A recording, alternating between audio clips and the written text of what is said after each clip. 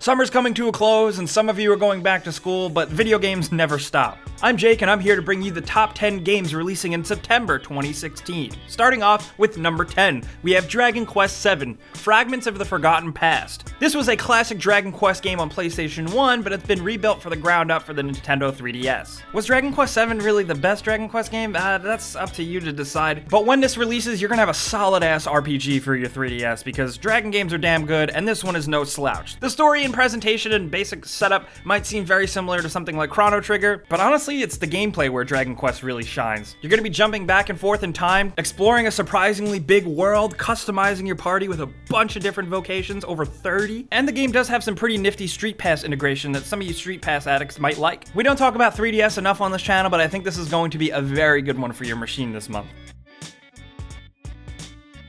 And at number 9, speaking of 3DS, we have Phoenix Wright, Ace Attorney, Spirit of Justice. The Ace Attorney games are freaking awesome, some of my favorite handheld games ever, and I don't know if you guys have noticed, but they've actually switched to a newer, fully 3D style animation in the last few games. Spirit of Justice continues the success of this franchise, and once again, it's Phoenix Wright and Apollo Justice doing their thing. It's bringing back a lot of the same investigation and litigation techniques from the previous games, but now there's a new feature called Divination Seance. Yes, you heard that right. Once again, it seems like the Ace Attorney games are really kind of embracing the, I guess you could say, supernatural elements. According to details, it seems like the plot is going to be as twisty and turny as ever, with new characters and a new location. The new location even has its own different way of handling courts, which could make the gameplay pretty different. It's also worth noting that there is a demo available, and if you've never played an Ace Attorney game, stop what you're doing and play them right now. But the demo is definitely a good way to see if this is up your alley. And at number 8, we have ReCore from developers Concept, and from the mind of legendary game developer Keiji Inafune. This is an Xbox One Windows PC exclusive that has a lot of fans pretty hyped up after a pretty emotional trailer from a few E3s back. We've got some looks at gameplay since then, and I gotta say, it doesn't really look like what I was expecting, but it could still be a lot of fun. It seems like it's action-packed, fast-paced, and with some interesting sci-fi elements and level traversal. I'll give it a shot. Honestly, if anything, we should give ReCore credit for being a completely new game. It's not a sequel or anything, it's an original IP. Here's hoping it turns out good.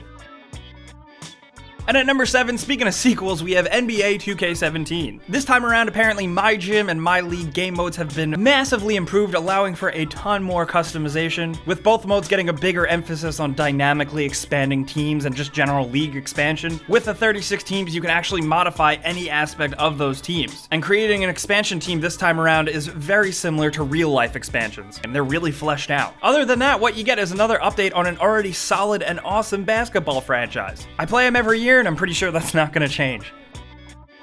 And at number 6, we have XCOM 2 releasing on consoles. XCOM 2 is pretty damn good. We loved it on PC, despite some bugs which have been fixed. Generally, if you played the last XCOM, the idea behind the new one is that humanity kind of lost. Aliens are really the secret controlling and ruling force of the world, and it's up to you to take them down. That actually translates over to gameplay with a lot of actual emphasis on stealth and surprise attacks, where you usually start off every single mission with the element of surprise. If that sounds like it makes things easier, it does not, because XCOM 2 is even more challenging than the last game, and there's a lot of stuff here to sink your teeth in. From research and development to customizing your teams, this has got all that good XCOM stuff, but just even more and even better. And I'm just really excited for console players to finally get their hands on it. And at number 5, we have Pro Evolution Soccer 2017. This high-end football game boasts a bevy of improvements with slower, more focused, and deliberate realistic gameplay, improved animations that makes this game look absolutely gorgeous and realistic, and apparently a new, stronger artificial intelligence system that actually learns as you play. Apparently, opposing teams will react smarter and more realistically to your moves in-game, and basically add way more of a realistic challenge. Plus, it's also one of the last games made by Konami that are actually worth playing.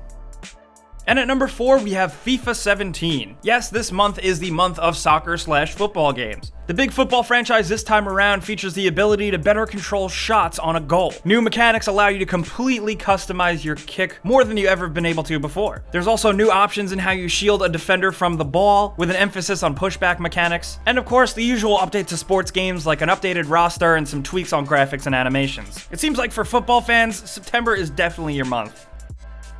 And at number 3, we have Bioshock The Collection. I feel like this thing had been rumored for so long, and now it's finally seeing a release. I don't know about you guys, but I'll take any excuse to replay the Bioshock games. Bioshock The Collection comes with Bioshock 1, Bioshock 2, and Bioshock Infinite. Most notably, Bioshock 1 and 2 are graphically remastered. They generally have a much better and more polished look than the original games. Not only that, but you also get all the DLC for Bioshock 2, and especially Infinite, and it just seems like it's shaping up to be a very nice HD collection. I can't wait to try the original Bioshock again because it's been a while. Not only that, I think it is worth mentioning that apparently if you own the games already on Steam, they'll be updated to these newer versions, which is pretty damn awesome.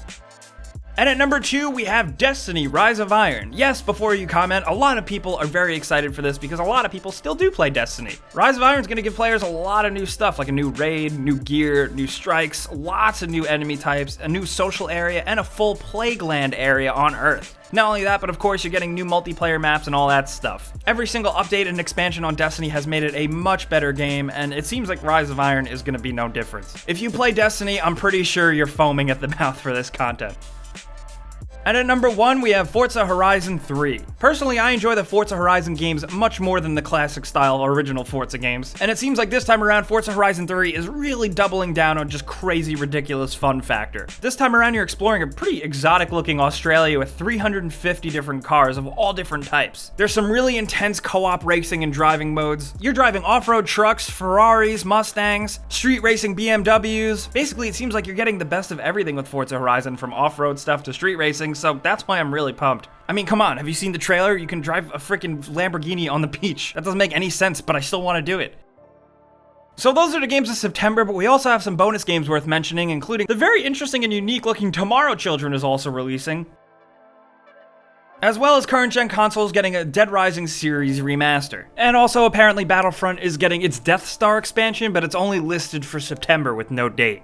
These are the games worth caring about in September 2016, but of course, I want to know what you guys think in the comments, because there's a couple of other games releasing that we couldn't fit on the list, and overall, I just want to know what the hell you plan on playing this month. So be sure to let us know in the comments anything you want about any of the games releasing this month, and if you learned about a new game or two, clicking the like button helps us out a ton, and we really appreciate it. Subscribing if you're new is a great idea though, because we put out videos like this every single day. But as always, thanks for watching, and we'll see you guys next time.